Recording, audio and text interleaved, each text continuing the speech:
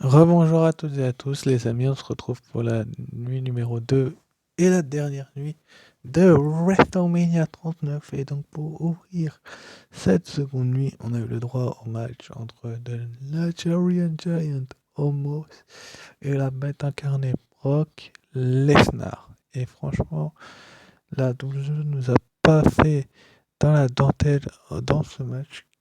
Un peu moins de 5 minutes de match. J'ai été déçu personnellement que ce match dure aussi peu de temps, mais bon, c'est la WWE, fallait s'en douter que ce match-là durerait pas, durerait aussi peu de temps, parce que si il l'avait fait durer pendant 1014 ans, est-ce que la WWE aurait eu raison? Je ne pense pas, mais bon, on ne sait jamais. Avec la WWE, finalement, 3 German Suplex et un F5 au bout de 4 minutes 30 de match, on va dire, et Brock Lesnar est reparti avec la victoire. Et oui. Et pourtant, MVP était bien dans le condomas, mais il a pas tenté d'intervenir. Donc, c'est dommage qu'on commence cette seconde nuit sur un match aussi court et aussi nul, parce que je vais pas vous mentir qu'il n'a pas été bon du tout ce match-là. Vous voyez ce que je veux dire? C'est-à-dire qu'ils auraient pu faire en sorte que nous faire en sorte que ce match-là soit d'une ampleur totale où forcément Lesnar aurait eu une meilleure allure. Bref, ensuite après on a eu le Women's WrestleMania Showcase Fatal 4-Way Tag Team Match, donc c'était Ronda Rousey et Shayna Baszler contre Liv Morgan et Raquel Rodriguez contre Natalia Ishotzi contre Chelsea Green et Sonya Deville. Et après 8 minutes 25 de match, franchement, les deux premiers matchs, on peut les. Limite, si vous voulez voir le show, ne les regardez pas. Et c'est pas pour être méchant que je vous dis ça, les amis, c'est que il n'y a pas, comment dire, vraiment d'intérêt à aller les regarder parce que tout simplement, ils sont pas terribles. Ce que ces deux rencontres-là, même si, bien évidemment, on va me dire que oui, certes, ceci, cela, bref. En tout cas, moi, tout ce que je sais, c'est que Ronda Rousey et Shayna Baszler ont remporté ce match. Et j'étais à 2 sur 2 au niveau de mes pronostics à ce moment-là. Sur la seconde nuit, je partais très bien. Je partais très bien et j'étais assez heureux, même si on les avait vus que 2 minutes dans le match, comme dirait une certaine personne. Bah, ça suffit, ça m'a suffi personnellement de les voir juste 2 minutes dans ce match-là, mais bon, c'est une bonne chose qu'on les ait vus que 2 minutes, ça les laisse assez fortes et assez crédibles pour aller défier les championnes. D'ailleurs, on ne sait pas trop à quoi on servait ces showcase matchs, c'était pour aller défier les champions par équipe ou pas du tout, mais je pense que oui, c'est le cas, parce que sinon, la WWE ne nous aurait pas pondu ces matchs-là. Bref, ensuite après, donc on a eu le triple menace. Et là, ça commence à devenir intéressant et je vous conseille de le regarder pour le titre intercontinental. C'était Hunter qui remettait son titre en jeu contre Sheamus et Drew McIntyre. Deux lutteurs qui, ces dernières semaines, ces derniers mois, ont de cesse que de faire équipe, de se taper dessus. Je parle bien évidemment de Drew McIntyre et Sheamus, les amis, en disant ça, mais qui, ont, qui avaient le même but, détrôner le ring général Gunther après un an de règne. Ça fait quand même un paquet de temps en un an et ces deux lutteurs-là, ces deux superstars-là ont essayé, j'ai bien dit essayé, de battre le ring général, mais bon, qu'est-ce que vous voulez que je vous dise, ce match qui a duré 16 minutes et 40 secondes a été plus long que le féminin et plus long que Brock Lesnar et Omos. Vous allez me dire, ça c'est normal. Oui, il y a une partie de moi qui va vous répondre oui, c'est normal.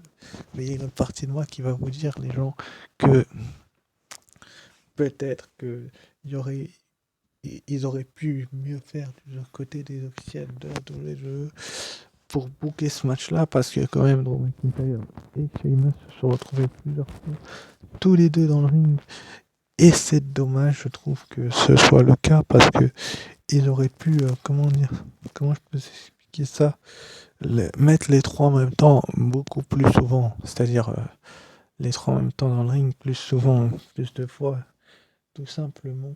Mais c'est plutôt une bonne chose et finalement, donc c'est le ring général. Gunther qui va faire une powerbomb à Drew McIntyre sur Sheamus et il va faire le tomber sur Drew McIntyre et donc conserver son titre. Donc le règne de Gunther se poursuit. Il est vraiment construit assez fort, Gunther, contrairement à aussi une théorie qui a dû tricher pour garder son titre.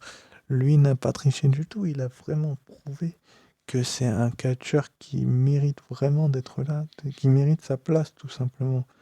Même si on a le droit de pas l'aimer, bien évidemment, il mérite clairement sa place. Et pour le défier, je vois pas beaucoup de monde en être capable. Il n'y a plus grand monde du côté de SmackDown pour le défier, à part peut-être, je sais pas, un Nakamura qui reviendrait ou quelque chose comme ça. Mais bon, c'est comme ça. Ensuite, après, donc du coup, on a enchaîné avec le Raw Women's Championship match. Donc Bianca Belair, la championne en titre qui a remis son titre en jeu contre The Empress of Tomorrow, Asuka. Donc toutes les deux ont eu une entrée assez spéciale du côté du roster de WrestleMania de cette seconde nuit que vous avez vécu hier soir du coup. Pour la première c'était avant-hier, mais c'était vraiment cool que la WWE nous ponde ce match-là, que nous fasse ce match-là, parce qu'on a une Bianca Belair qui est vraiment construite, vraiment forte, et même si on entendait les mouches passer pour certaines personnes, ce n'est pas faux, je vais pas les contredire, c'est le cas.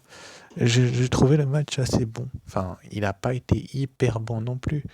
Elles auraient pu faire mieux, bien évidemment, avec plus de temps, parce que je pense qu'elles ont clairement eu un manque de temps. Et ça, c'est que la WWE qui peut le décider si elle leur donne plus de temps ou pas. Mais bon, à part ça, le match a été correct, on va dire. Même si, bien évidemment, que les mouches volaient, on les entendait voler, qu'elles sont capables de bien mieux toutes les deux, oui, ça c'est vrai. Mais bon, on se dit que bon, est-ce ils nous en ont pas gardé sous le pied pour plus tard? Ce n'est pas improbable non plus. En tout cas, la championne d'Europe, Bianca Belair, avec son KOD, va parvenir à conserver son titre. Bon, la question se pose pour Bianca Belair et elle est simple, c'est la même que pour Roman Reigns. Qui peut pour la détrôner? Parce que là, ça fait 3 WrestleMania consécutifs qu'elle gagne. Elle a battu Sasha Banks pour remporter le titre de SmackDown il y a de cela 3 ans. L'année passée, elle battait Becky Lynch et cette année, elle conserve le titre face à Asuka. Donc, Bianca Belair est vraiment une compétitrice qui est à 3 main events, à 3 matchs féminins consécutifs à WrestleMania où elle conserve le titre. Donc, peut-être que la WWE pourrait nous faire en sorte qu'elle le garde beaucoup plus longtemps. Bref. Ensuite, après, donc, on a eu The Miz qui s'est fait avoir encore une fois. Je vous ai dit qu'il avait catché dans les deux nuits. Et il a été dans cette nuit-là. Il était supposé affronter Shane McMahon, mais Shane McMahon s'est blessé tout seul. Snoop Dogg lui a dit que c'était de sa propre faute, enfin que c'était de la faute du Miz et que c'était comme ça qu'on traitait ses amis. Il lui a mis deux droites, puis il lui a fait un people elbow et Snoop Dogg donc a battu le Miz dans un match comique. Je vais pas vous mentir, il a été comique ce match. Là, parce qu'il a duré 2 minutes 20, ça prouve bien qu'il était comique parce que je pense que la WWE était capable de beaucoup mieux. Ensuite, après, donc, on a eu le Hell and a Cell match entre The Broad Edge et le démon Finn Balor. Comment vous dire que j'ai pas énormément apprécié ce match. Enfin, si, je l'ai aimé. Je vais pas vous mentir, je l'ai aimé. Mais ils auraient été capables et ils auraient même pu faire beaucoup mieux. 18 minutes 10 de rencontre, c'est quand même beaucoup de temps. Les deux ont voulu faire mal à l'autre. C'est littéralement se détruire. Mais bon, est-ce que cette, euh, cette ce show-là était le bon show pour faire en sorte que, que la WWE fasse en sorte que ce soit le futur. Mais en tout cas, ce qui est sûr, c'est que la rivalité, à mon avis, WrestleMania est l'endroit pour finir les rivalités. Elle est terminée et je pense que c'était l'issue parfaite de cette rivalité de le finir en LNSL et avec une victoire de The Broad Edge parce que le Brother Edge parce que si tu faisais gagner le démon, tu partais dans une querelle qui durait encore pendant de nombreux mois. Alors que là, avec le match de Rey Mysterio, on se doute bien que le Jugement Day va partir en rivalité. Avec Legado del Fantasma, ça va être intéressant. Enfin, la nouvelle NWO plutôt, parce qu'apparemment, ils ont choisi ce nom-là. Mais bon, quelle suite pour Edge? Sincèrement, les amis, je me pose pas mal de questions. Bon, on sait que la WWE est, était énorme. Bon, pour ce qui est de mes avis sur le premier match, j'étais négatif. Le deuxième, c'est neutre. Le troisième, c'est du positif. Le quatrième, c'est du neutre. Parce qu'ils peuvent faire beaucoup mieux. Le cinquième, c'est du négatif. Et donc celui-ci, c'est du positif. Et pour la première nuit, on n'a que du positif, à part peut-être le match de Austin Theory et John Cena et des Street et les, même les Street Profits, c'était positif. Bref, en tout cas, le main event, c'était peut-être le match de la vie de Cody Rhodes. Cody Rhodes face à Roman Reigns pour les titres undisputed de la WWE. Donc, la rencontre qui a duré 34 minutes et 35 secondes, c'est quasiment 35 minutes, c'est plus d'une demi-heure. Et là, ce match-là, je pense que beaucoup d'entre vous vont pas l'oublier de sitôt parce que je pense que il y a un truc qui s'est passé qui ne va pas du tout. C'est-à-dire que on a un Cody Rhodes montré assez confiant, qu'on soit bien d'accord entre nous. Mais bon, il est confiant, mais on se dit, allez, il va le faire. Enfin, plusieurs fois, j'ai pensé qu'il allait le faire.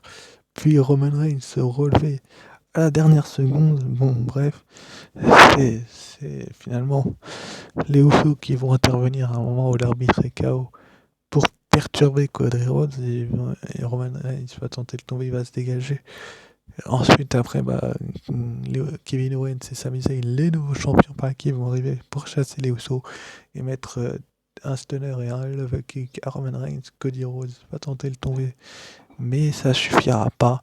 Et donc, Cody Rhodes va, bien évidemment, messieurs, dames, il va essayer quelque chose qu'il faut pas vraiment essayer, c'est-à-dire il fait un premier crossroads, il en fait un second, puis il se retrouve au niveau du coin.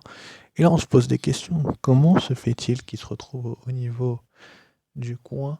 Du coup, ça va profiter forcément à Solo Sikoa qui va faire un Samoan Spike à Cody Rhodes. Donc Cody Rhodes va se retrouver un petit peu dans les vapes. Roman Reigns va prendre son élan dans les cordes et puis le spear et 1, 2, 3, la grosse clim de cette seconde nuit. Et oui, Roman Reigns conserve ses titres. C'est pas décevant, je vais pas aller jusque là. C'est que la WWE espère emmener Roman Reigns, alors que tous mes autres pronostics étaient bons, jusqu'au millième jour de règne. Je pense que c'est fort probable qu'ils veulent faire ça. Mais bon, ils nous ont quand même fait croire que Cody Rhodes allait repartir avec les titres, même si je pense sincèrement que la rivalité est loin d'être finie. Et la WWE le sait très bien. Parce que franchement, on sait tous que Cody Rhodes était peut-être l'homme qui pouvait battre Roman Reigns. On n'en parle pas souvent, mais Roman Reigns, c'est peut-être celui qui peut se faire le plus inquiéter par Cody Rhodes. Bref, il est revenu 30e position du Royal Rumble, il gagne. La rivalité est bien construite. On pense tous que Cody Rhodes va gagner. Et non, Roman Reigns préside la table, Roman Reigns dirige la table et Roman Reigns domine la WWE. C'est plutôt une bonne chose de voir un Roman Reigns aussi dominateur. Est-ce qu'on aura une revanche du côté de Backlash ou est-ce qu'on aura un nouveau prétendant? Faudra être là dans les prochaines semaines pour le savoir, que ce soit dans mes reviews ou chez les collègues, mais bien évidemment que je suis quand même assez étonné que Roman Reigns ait conservé les titres étant donné que j'avais pris une victoire de Cody Rhodes, mais pas totalement surpris parce que la WWE est capable de tout, la preuve, ils l'ont fait conserver. Bref, peut-être qu'un Bray Wyatt pourrait mettre un fin au règne de Roman Reigns. Il fait partie des catcheurs les plus utilisés du côté SmackDown, avec Charlotte Flair, Drew McIntyre, Emma Karrion Kross, lui aussi pourrait LA Knight, Lacey Evans, Madcap Moss, Rey Mysterio, Scarlett, Shinsuke Nakamura, Solo Sikoa et Tegan Nox sont les catcheurs les plus utilisés du côté de SmackDown en équipe. On a Ronda Rousey, Shayna Baszler, Natalya Schultz, Liv Morgan, Raquel Rodriguez, Sonya Deville, Chelsea Green, Legado del Fantasma, les Usos, les Viking Raiders, le New Day Imperium, les Rolling Boys, Leon Saman, Ricochet, Hitro, Los Lotarios et Kevin Owens et Sami Zayn. Et pour les noms utilisés sur les écrans, Drew Gulak, Shanky, Biggie, Xayali, Jinder Mahal et Alia. Donc, vous voyez bien qu'on a des noms qui peuvent prétendre au titre de Roman Reigns. Je pense à, par exemple, un certain Rey Mysterio pourrait tenter sa chance, même si ça serait un petit peu suicidaire. Un Karrion Kross ou un Bray Wyatt, je pense à eux. Un LA Knight, si tu le construis bien. Sur ce, je vous remercie d'avoir suivi cette review. Et je vous dis ciao, bye bye. Bon, bref, avant de vous dire ciao, bye bye, je vais noter ces 2 nuits de WrestleMania 39. Allez, on va leur mettre un 14 sur 20 parce qu'il y a des trucs, des matchs que j'ai pas trop compris. Sur ce, je vous remercie d'avoir suivi cette vidéo et je vous dis ciao, bye.